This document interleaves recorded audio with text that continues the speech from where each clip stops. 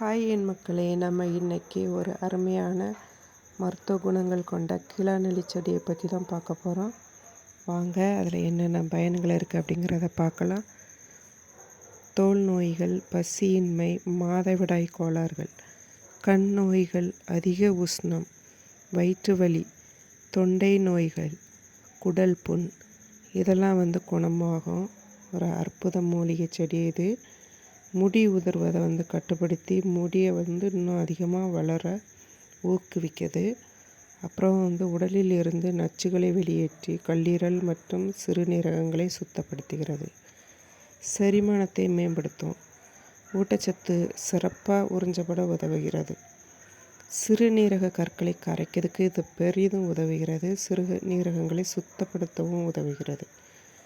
கல்லீரை வலுப்படுத்தவும், மஞ்சள் காமாலை மற்றும் பிற கல்லீரல் நோய்களை குணப்படுத்தவும் உதவுகிறது.